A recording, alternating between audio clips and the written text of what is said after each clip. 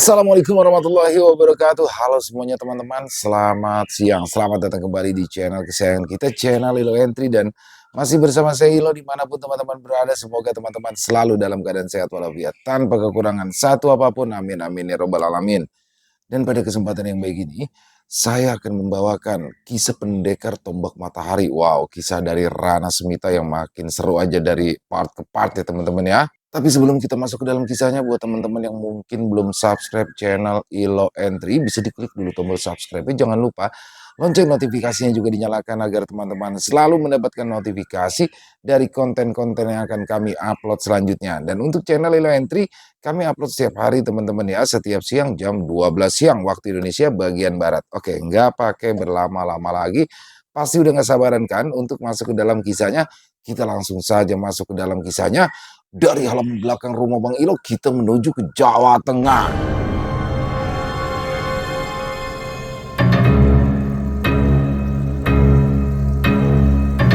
Racun Asmara di Camp Puting Beliung. Kisah Dekar Tombak Matahari Part 7.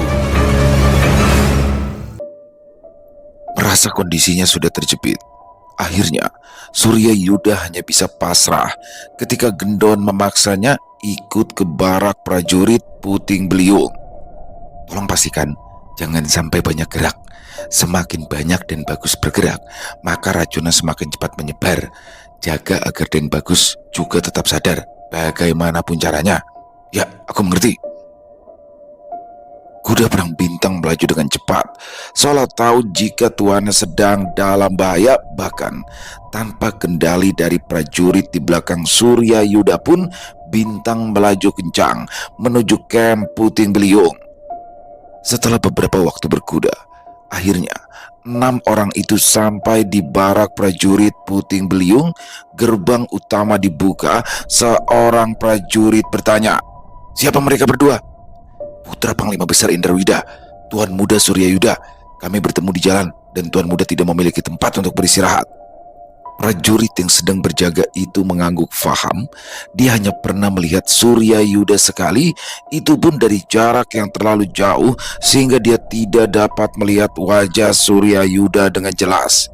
Akhirnya, prajurit tersebut mempersilakan mereka bernama masuk. Satu dari 6 orang tersebut melapor pada pimpinan mereka, Jenderal Muda Rangga Malela, sementara 5 lainnya menunggu di dekat lapangan latihan. Surya Yuda merasa tubuhnya sudah tak karuan dan ingin segera memejamkan matanya, tetapi Gendon selalu mengingatkan agar dia tidak tidur. "Den Bagus, kalau sampean merem terus gak bangun lagi, Gendon bisa digantung sama guru, Den. Jangan bikin Gendon menderita dong, Den." "Iya, iya." Tak berserang lama, prajurit yang melapor kembali dengan Rangga Malela yang berjalan tergesa di belakangnya. "Surya Yuda, apa yang terjadi?" tanya Rangga Malela terdengar cemas. Surya Yuda menggeleng pelan. Aku baik-baik saja, Bro." Surya Yuda roboh. Dia sadar, tapi tubuhnya tak lagi bisa diajak bekerja sama. "Pindahkan ke ruanganku. Panggil Kisah Dewa, segera." "Baik." Surya Yuda ditempatkan di kamar pribadi Rangga Malela. Gendon meminta Surya Yuda melepas cincin penyimpanannya karena dia ingin mengambil beberapa bahan obat. Terdengar langkah mendekati ruangan, disusul dengan kemunculan seorang pria yang menggunakan pakaian coklat. Walau dia seorang tabib, tetapi penampilannya yang kasar tak mencerminkan profesinya sebagai tabib. "Biarkan saya memeriksanya," ucap tabib tersebut. Dia tergigit ular lanang. Racunnya sudah menyebar. Gendon langsung memberitahu alasan ambruknya Surya Yuda pada tabib tersebut. "Ular lanang? Lalu bagaimana dia bisa hidup?" ucap tabib tersebut hampir tak percaya.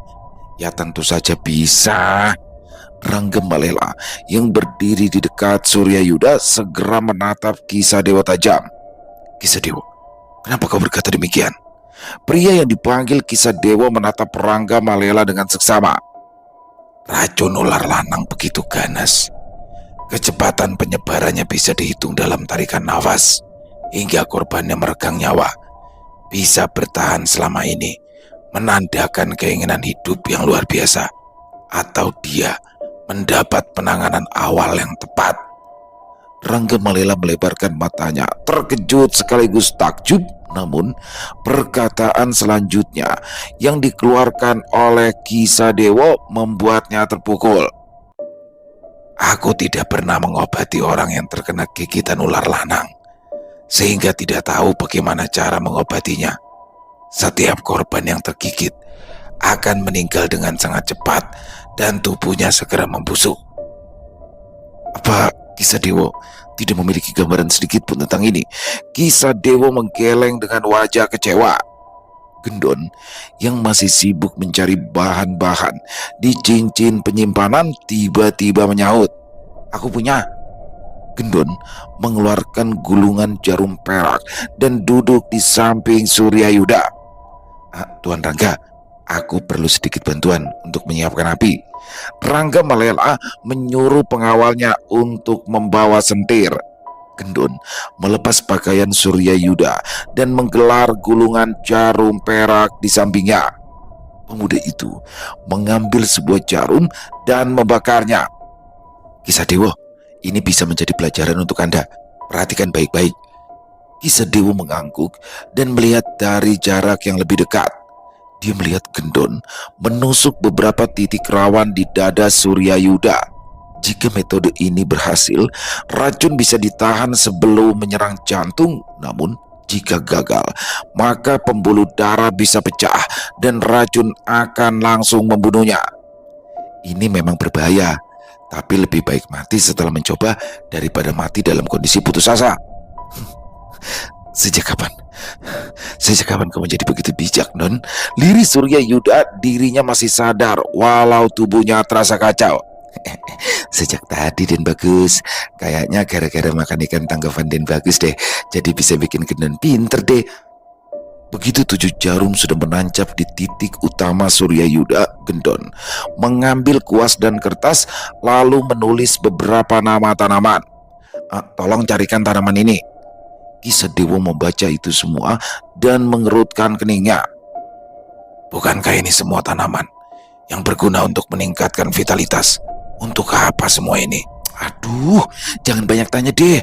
Nanti kalau Gendon sebutin satu persatu, manfaatnya keburu Den Bagus mati. Kalian semua mau kena hukum." Tidak.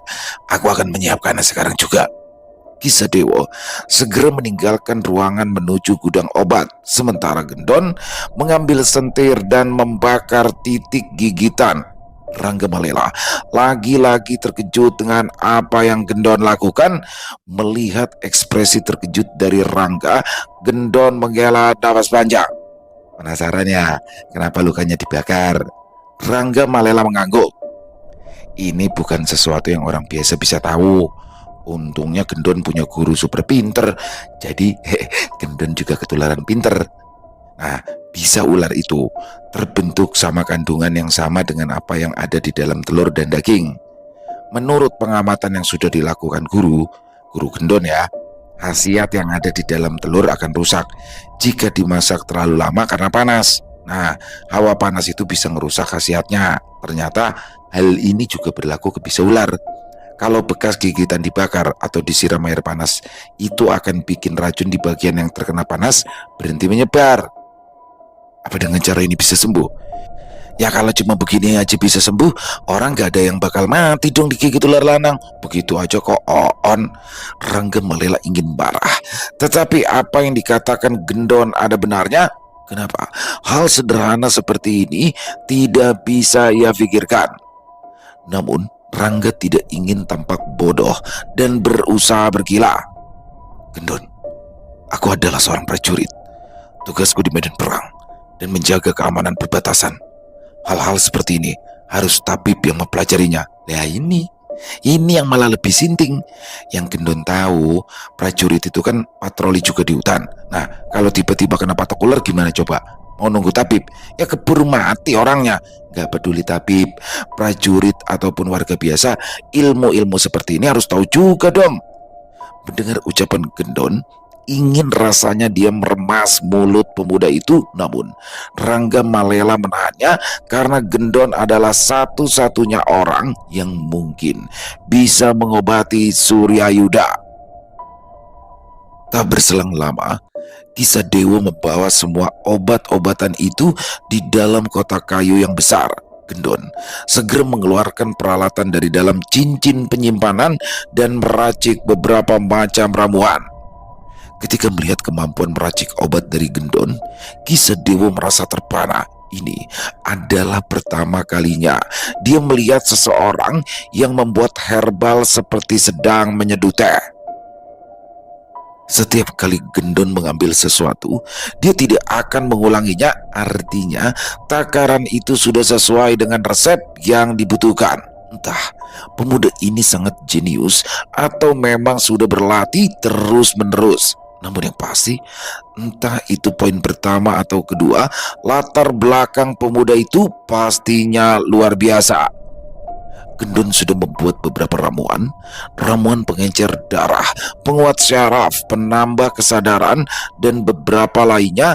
Satu persatu dari ramuan itu diminumkan pada Suryayuda dalam jeda waktu tertentu.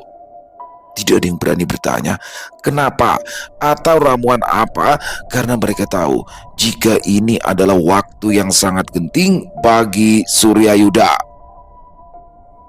Ketika matahari sudah hampir terbit, Suryayuda telah selesai diobati. Rangga Malela ingin bertanya lebih jauh pada Gendon, tapi pemuda tersebut menolak dengan alasan sudah terlalu lelah. Rangga Malela memaklumi kondisi Gendon dan meminta pemuda tersebut segera beristirahat karena dia sudah menyiapkan dipan tambahan di ruangan yang sama dengan Suryayuda. Gendon segera menyetujuinya karena tubuhnya sudah kelelahan. Rangga Malela yang ruangannya dipakai oleh Suryayuda dan Gendon memilih untuk tetap terjaga karena hari sebentar lagi terang. Dia kembali mengingat bagaimana Gendon yang di matanya terlihat seperti pemuda bodoh tak berguna begitu terampil ketika mengobati Suryayuda. Rangga Malela dan Suryayuda memang bukanlah kawan akrab, tetapi mereka sama-sama pemuda yang cemerlang di dunia militer, sehingga menyandang gelar jenderal muda di usia yang terbilang masih sangat muda. Jenderal muda merupakan sebuah gelar, bukan berarti hanya prajurit muda yang bisa mendapatkannya. Gelar ini adalah satu langkah untuk menuju gelar jenderal sejati. Dulu, sebelum Suryayuda menjadi pemimpin pasukan Zirah Hitam, Suryayuda sempat bertugas di barak ini juga sebagai wakil dari Rangga Malela.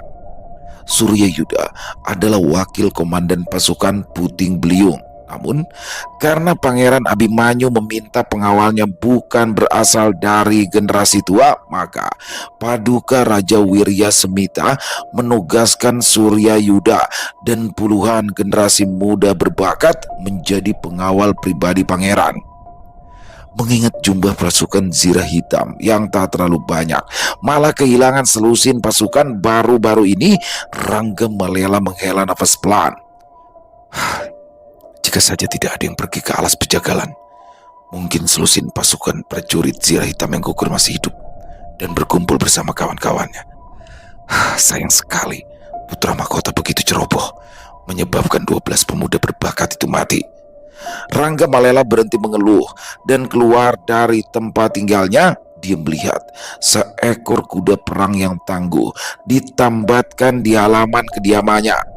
Dia tersenyum karena mengenali kuda tersebut. Ya, kuda itu adalah Bintang, kuda perang yang sudah menemani Suryayuda sejak menjadi wakilnya. Kuda yang sangat tangguh sama seperti pemiliknya. Bintang, jangan khawatir. Surya bukan pemuda yang lemah. Jika dia lemah, mustahil baginya untuk bisa hidup sampai sekarang. Jika dia lemah, dia pasti akan mati begitu memasuki kamp Puting Beliung yang seperti neraka ini. Waktu berlalu dengan cepat. Ketika siang menjelang, Surya Yuda masih tertidur. Rangga Malela beberapa kali menanyakan kondisi Surya Yuda kepada Gendon, tetapi setiap kali Rangga Malela bertanya, Gendon selalu menjawab, "Tunggu saja." Ketika Surya Yuda sadar, Rangga Malela begitu senang. Kekhawatirannya sehari ini mulai memudar begitu melihat Surya Yuda siuman dan tak lagi pucat. "Surya, aku tidak menyangka kita akan dipertemukan dalam kondisi seperti ini. Aku senang kau selamat." Surya Yuda tersenyum tipis dengan suara pelan. Ia berkata, "Tentu saja aku selamat. Aku tidak akan mati dengan mudah. Apalagi di tempat antabrata seperti ini yang jauh dari rumah." "Kau bisa saja. Hei, aku serius. Kau bisa menghitung sendiri. Semenjak bergabung dalam militer, berapa kali aku hampir mati. Tetapi sampai saat ini, aku masih hidup. Ya, itu tandanya dewa masih menyayangimu, Surya." "Ya, mungkin. Bagaimana dengan Kem Puting Beliung?" Rangga Malela tersenyum tipis. "Masih sama. Belum ada yang bisa mengalahkan kemampuan memanah Rengganis." Rengganis, gadis itu adalah anak dari salah satu jenderal terkemuka di Naraarta. Namun pertempuran besar 10 tahun lalu merenggut nyawa ayah dan kedua saudaranya. Di dunia ini, dia tidak memiliki siapa-siapa lagi dan memutuskan untuk bergabung di militer. Karena ketangguhan dan kecerdasannya, Rengganis dikirim ke Kem Puting Beliung dan bergabung dalam pasukan khusus yang bernama Pasukan Warak. Sebelum dipindah ke ibu kota, Surya Yuda sempat dekat dengan Rengganis. Namun ketika Surya Yuda menjadi pengawal Pangeran Abimanyu, pemuda itu tidak memiliki waktu untuk menjalin komunikasi dengan gadis manapun. Hatinya menghangat setiap kali dia mengingat Rengganis. Melihat wajah Surya Yuda yang sedikit merah, Rangga Malela tak tahan untuk tidak menggoda. "Kau masih menyukainya? Aku tahu jika kalian berdua pernah saling suka. Tetapi itu sudah 3 tahun. Apa perasaan itu belum berubah?" "Berubah? Entahlah, rasanya sama saja." "Sebentar lagi dia pulang. Seminggu yang lalu, aku mengirimnya dalam misi penyamaran. Jika tidak salah, maka hari ini dia akan pulang. Aku tidak yakin harus mengambil langkah apa. Jika aku sembuh, kemungkinan besar aku akan kembali menjadi pengawal Pangeran Abimanyu. Aku tidak mau menggantung perasaannya." Surya Yuda duduk saling berhadapan dengan Rangga Malela. Di tepi lapangan latihan, mereka berdua memperhatikan setiap prajurit yang sedang berlatih. "Jadi sesulit itu menjadi pengawal putra mahkota?" tanya Rangga Malela. Surya Yuda menaikkan alisnya karena tidak mengira jika Rangga Malela akan bertanya seperti itu. "Aku tahu bagaimana sikap calon raja kita itu. Dia memang loyal, tetapi seringkali mengambil keputusan yang ceroboh. Hei Rangga, apa dirimu tidak khawatir ada yang mengadu? Kepalamu bisa saja menggelinding jika Baginda tahu ucapanmu barusan." Rangga Malela tersenyum tipis. "Itu semua memang fakta. Jika ada yang melaporkan hal ini dan aku dihukum mati, maka aku menerimanya asalkan tidak dipecat sebagai prajurit." "Rupanya kau lebih takut kehilangan jabatan daripada nyawa ya. Baru kali ini aku bertemu dengan orang sepertimu." Surya Yuda dan Rangga Malela tertawa karena merasa ucapan Surya Yuda cukup menggelitik hati. Lebih tepatnya kebanggaan, bukan jabatan. Surya Yuda mengangguk beberapa kali menanggapi ucapan Rangga Malela. Dirinya kembali teringat jika saat ini gelar jenderal muda miliknya sudah dicabut, membuat hatinya sedikit sakit karena susah payah mendapatkannya. Namun mengingat semuanya adalah keputusan sang ayah, Surya Yuda lekas membuang penyesalan di hatinya jauh-jauh sebelum api dendam menyala. "Surya, kau belum menjawab pertanyaanku." Menjadi pengawal putra mahkota sebenarnya bukan hal yang merepotkan menurutku. Asal kita menjalani semuanya dengan hati dan ikhlas, maka semuanya bisa dinikmati. Lagi pula, ingat, kita tidak melakukannya gratis. Kerajaan membayar kita dan menjamin kemakmuran keluarga kita.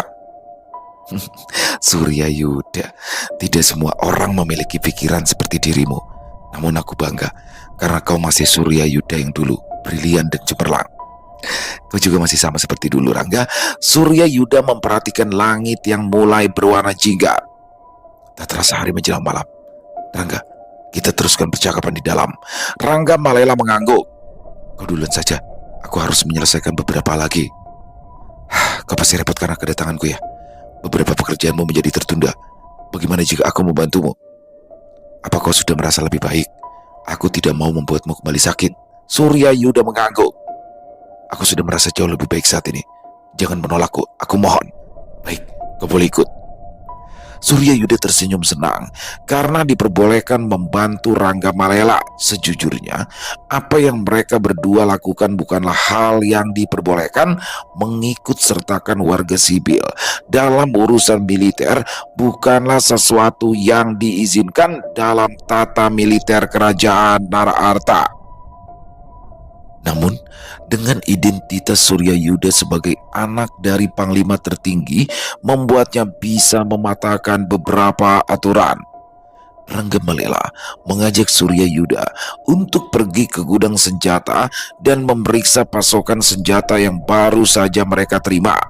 Sepanjang perjalanan, banyak prajurit yang membungkuk hormat ketika berpapasan dengan mereka dan menepi memberikan jalan bagi Rangga Malela dan Surya Yuda.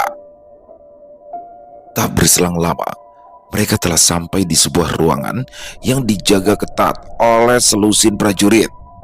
Aku tidak menyangka kau akan menjaga gudang senjata dengan seketat ini. Ekspresi Rangga Malela memburuk ketika mendengar ucapan Surya Yuda. Situasi saat ini sangatlah berbeda dengan situasi beberapa tahun yang lalu, apalagi beberapa minggu belakangan ini. Situasi apa yang kau maksud? Tanya Surya Yuda penasaran. Sudah cukup lama dia tidak mencampuri urusan militer sehingga banyak informasi yang tidak ia ketahui. Aku akan memberitahukan beberapa hal penting padamu, tetapi tidak sekarang. Surya Yuda mengangguk. Keduanya lantas berjalan menuju gudang senjata. Rangga Malela menunjukkan plakat identitasnya sebelum memasuki gudang senjata. Begitu pintu terbuka, mereka berdua lantas masuk tanpa menunggu lebih lama lagi. Surya Yuda terkejut ketika ia melihat banyak senjata jenis lama yang terpajang di tempat ini. Pasukan Puting Beliung merupakan pasukan perbatasan yang seharusnya memiliki peralatan terlengkap. Sebagai garda terdepan, mereka harus memiliki prajurit yang tangguh dan senjata yang mumpuni untuk mempertahankan negeri dari serangan luar. Hal ini tentu saja membuat Surya Yuda bingung.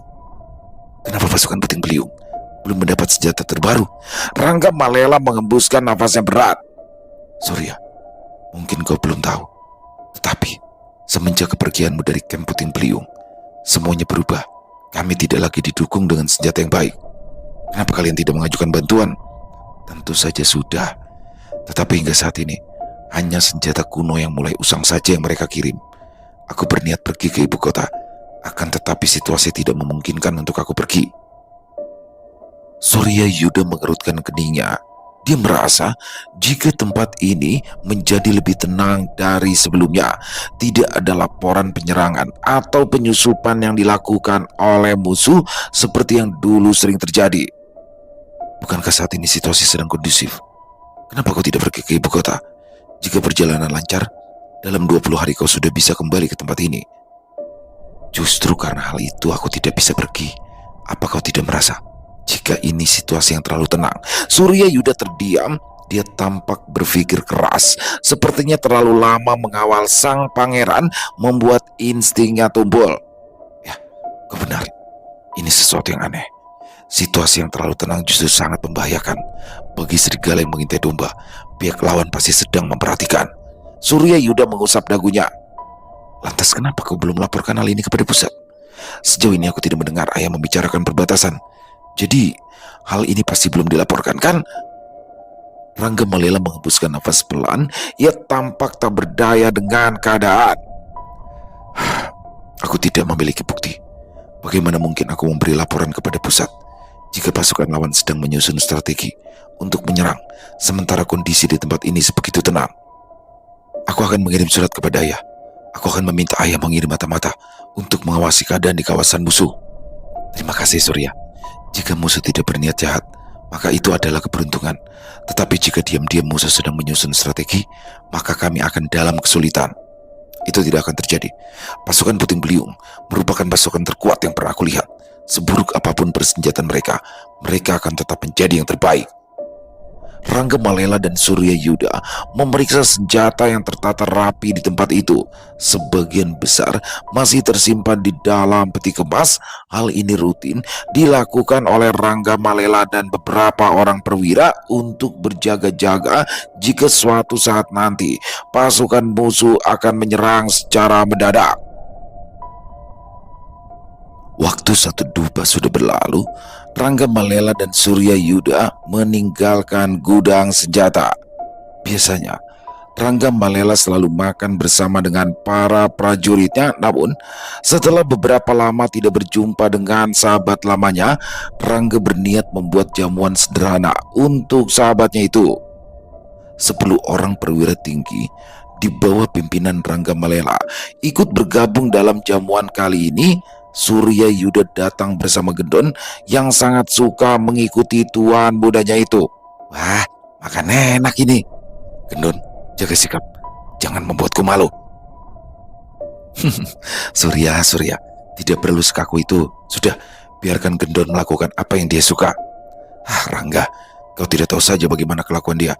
Aku selalu dibuat pusing dengan semua tingkahnya. Gendon menggaruk-garuk kepalanya yang tidak gatal. Gimana Den?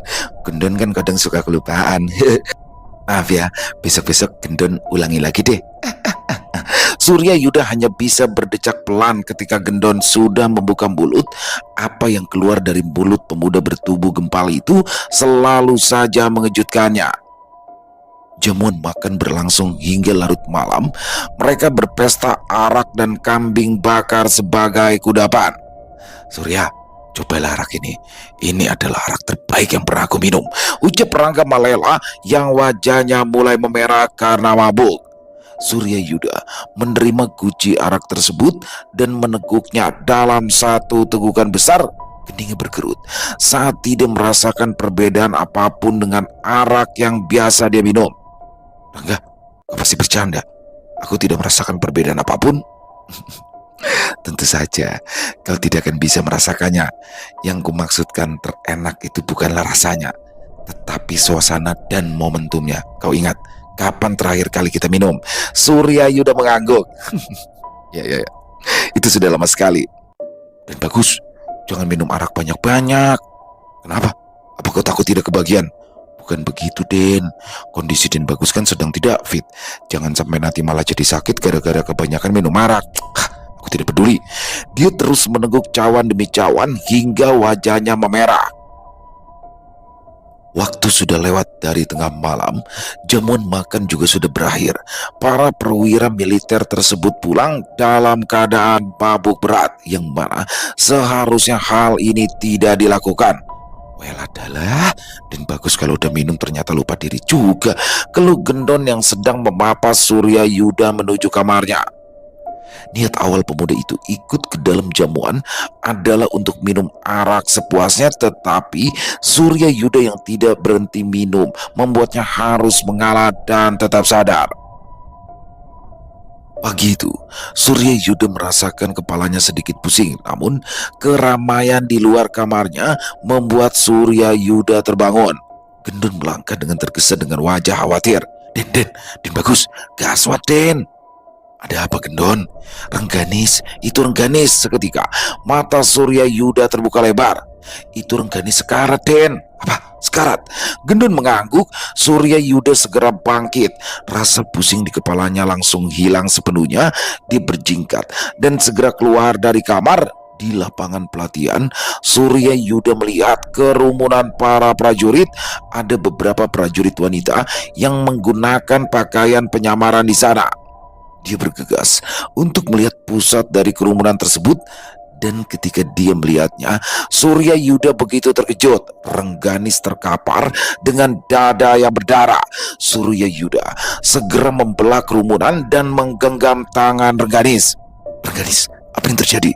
Sementara itu, di tengah kesadaran yang hampir hilang, Rengganis tersenyum tipis. Bayang-bayang pemuda yang selalu mengisi hatinya kini muncul di hatinya. Sepertinya racun yang masuk ke dalam tubuhnya membuatnya berhalusinasi. Dia mencoba memaksa senyuman. Surya, Surya, bahkan di dalam mimpiku kau tetap hadir. Ini bukan mimpi. Aku benar di sini. Aku di sini. Kau harus bertahan. Surya Yuda merengkuh tubuh Rengganis dan membawanya ke ruangan.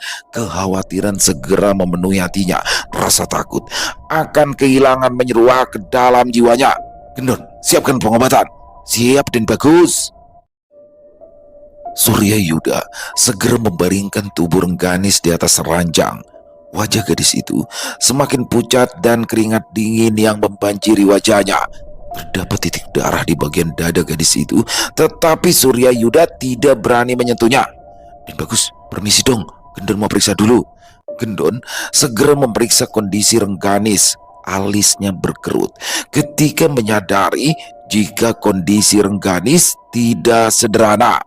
Dan saat melihat ada titik darah di dada gadis itu, Gendon yakin jika terdapat jarum beracun di tubuh gadis itu. Dengan satu kibasan tangan, Gendon mengeluarkan sebuah kotak besi kecil dari cincin penyimpanan dan menyerahkannya pada Surya Yuda. Dan bagus, Gendon boleh minta tolong gak? Apa itu?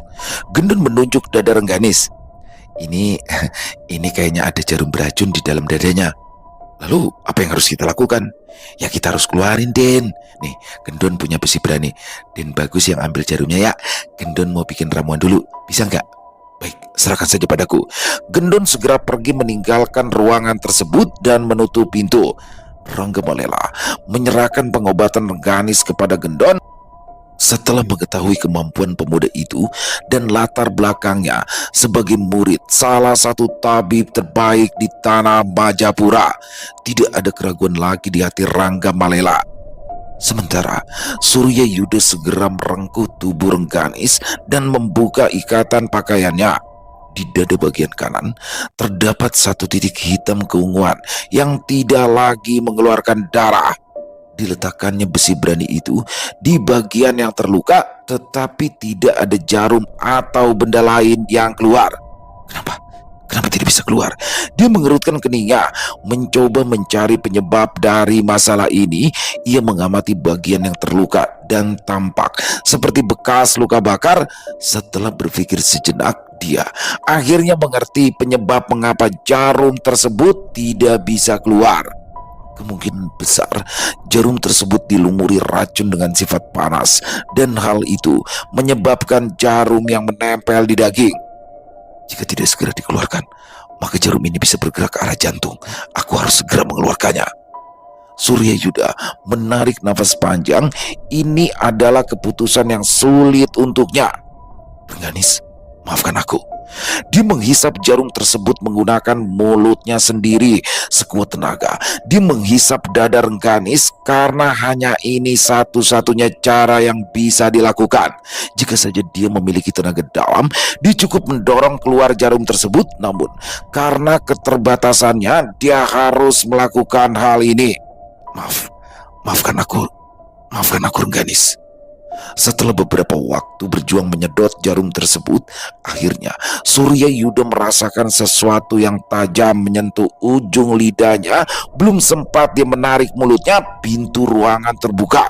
Dan bagus lagi apa? Dengan wajah polosnya, Surya Yuda menoleh. Ada banyak pasang mata yang sedang memperhatikan. Gendon segera menutup pintu dan juga matanya dengan kedua tangan. Surya Yuda memundurkan tubuhnya dan menarik jarum yang kini berada di mulutnya. Dengan cepat, dia kembali menutup dada Rengganis dengan selimut. Jangan salah paham. Ya itu mah terserah Den Bagus saja. Yang jelas kan Den Bagus sudah punya calon istri. Malah main sedot-sedotan. Sedot-sedot susu cewek. Wajah Surya Yuda memerah. Aku terpaksa, Gendon. Itu kan ada besi berani, memangnya nggak bisa digunain. Don, sudah Don, kamu jangan banyak ngomong. Obati dia. Gendun mendengus. Dia maju dan mulai meracik obat untuk Rengganis. Tangannya cekatan, mengambil satu persatu herbal kering, menumbuknya hingga menjadi serbuk dan mulai meraciknya menjadi ramuan obat. Dan bagus, bantu dia minum. Surya Yuda mengangguk dan menerima cawan tersebut. Ketika membantu Rengganis menyuapi ramuan tersebut, ramuan itu kembali keluar. Don, kenapa nggak ditelan? Gendun memeriksa nadi Rengganis dan menghela nafas panjang. Waduh, ini saluran kerongkongannya sudah lumpuh, harus didorong dan bagus. Terus gimana? Ya dari mulut ke mulut lah. Maksudnya? Den Bagus minum dulu ramuannya. Nah, terus cekokin deh ke mulutnya. Kau saja, Don. Oh enggak ah, Den Bagus aja sekalian, biar nggak nanggung. Surya Yuda menarik nafas panjang. Dia meminum ramuan itu dan menahannya di mulut. Tubuh Rengganis kembali direngkuh. Surya Yuda mencondongkan tubuhnya dan menyentuhkan mulutnya ke mulut Rengganis. Perlahan tapi pasti, ramuan di mulutnya berpindah ke mulut Rengganis. Surya Yuda tidak melepasnya hingga seluruh ramuan di mulut Rengganis bisa ditelan. Den Bagus, lepas Den. Ih, malah keenakan.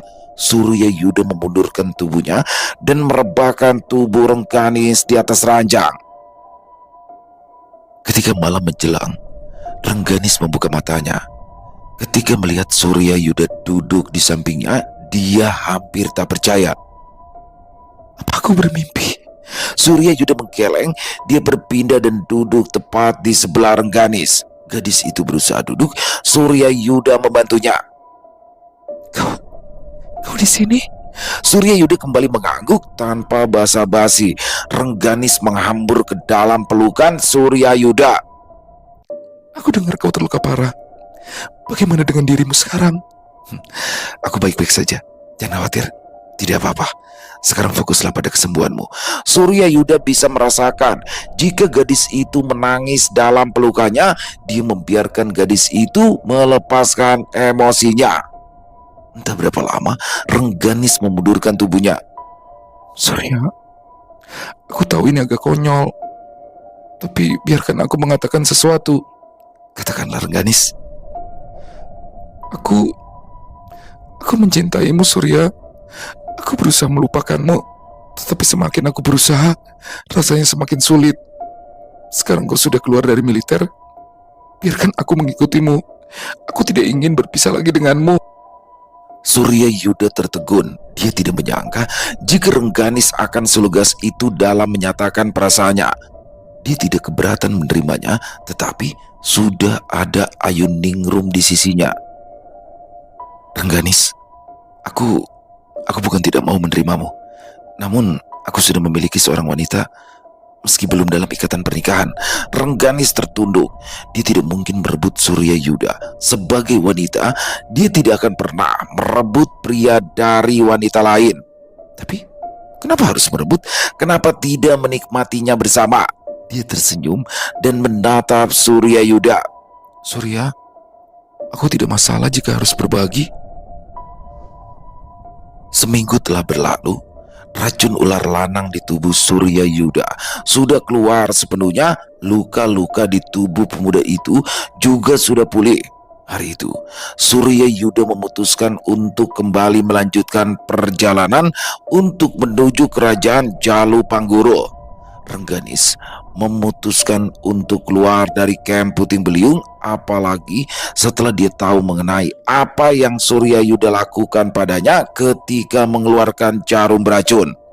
Dia tidak bisa menerima gunjingan orang-orang itu jika terus berada di kamp Puting Beliung. Akhirnya Rengganis memutuskan untuk pergi ke tempat Ki Arya Saloka, tempat di mana dia tidak akan mendapat penolakan.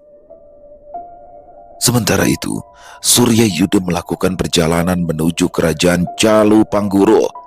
Hari-hari dilalui seperti biasa. Ketika malam tiba, mereka akan beristirahat dan berburu hewan sebagai makan malam. Malam itu, mereka sebenarnya sudah keluar dari hutan, namun Surya Yuda meminta mereka beristirahat di tempat itu dan tidak melanjutkan perjalanan karena sudah terlalu larut. Din, besok kan kita sampai nih di kota Sewugeni. Nah, dari kota itu ke perguruan Rajageni kan sudah dekat. Gendon berkata sembari menimbun beberapa ubi manis dengan bara yang menyala. Surya Yuda mengangguk. Aku tahu, begitu sampai di kota Sewugeni, kau boleh pulang. Terima kasih sudah menemani perjalananku.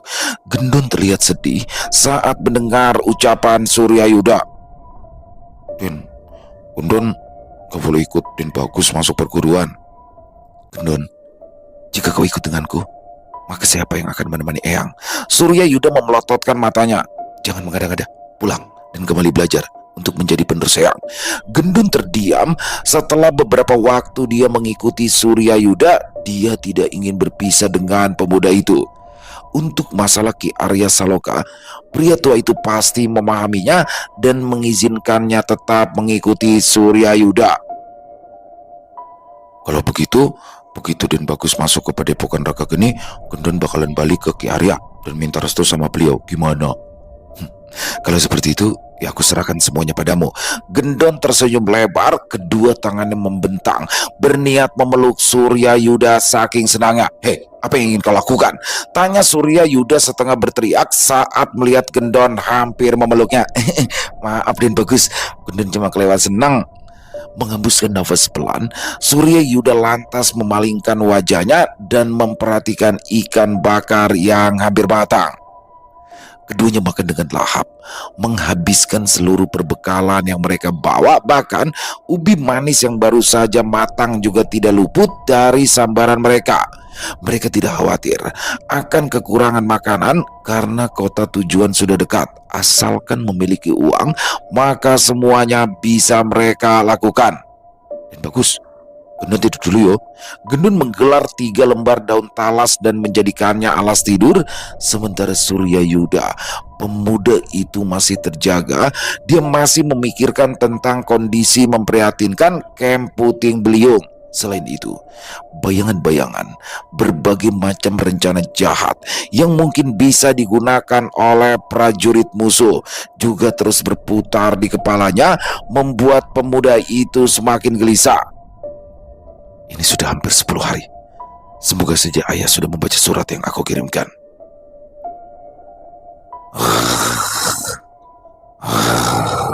Surya Yuda berjingkat ketika ia mendengar suara yang mirip dengan geraman harimau. Namun setelah ia teliti lebih jauh, ternyata suara tersebut berasal dari Gendon yang sudah hanyut kala mimpi. Sial, badannya saja yang seperti kerbau, tapi dengkurannya lebih mirip harimau. Pagi-pagi sekali, Surya Yuda sudah bangun dan membereskan sisa api unggun semalam dan menguburnya dengan tanah. Gendon juga sudah bangun dan sedang menyiapkan sarapan. Setelah mengisi perut, mereka kembali berkuda menuju timur, tempat kota Sewugeni berada. Matahari terasa begitu terik. Walau hari masih pagi, tetapi suhu di tempat ini lebih panas dari wilayah Nara Arta manapun. Keringat membasahi wajah Surya Yuda, meskipun dia sudah berkali-kali menyeka. Mereka sudah sampai di kota Sewugeni. Meski berada di wilayah perbatasan, tetapi kota ini terbilang cukup makmur. Den, kita langsung ke Padepokan Ragageni atau mau kemana dulu nih? Kita langsung saja. Surya Yuda memperhatikan sekitar.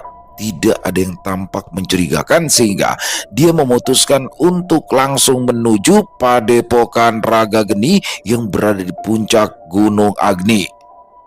Kuda yang mereka tunggangi ditambatkan di kaki gunung karena medan yang tidak memungkinkan untuk dilewati dengan berkuda. Dan bagus, Gendon haus. Surya Yuda menghentikan langkahnya, kedua tangannya menyampir di pinggang, pandangannya kembali mengedar hingga menemukan sebuah pohon kelapa yang berbuah.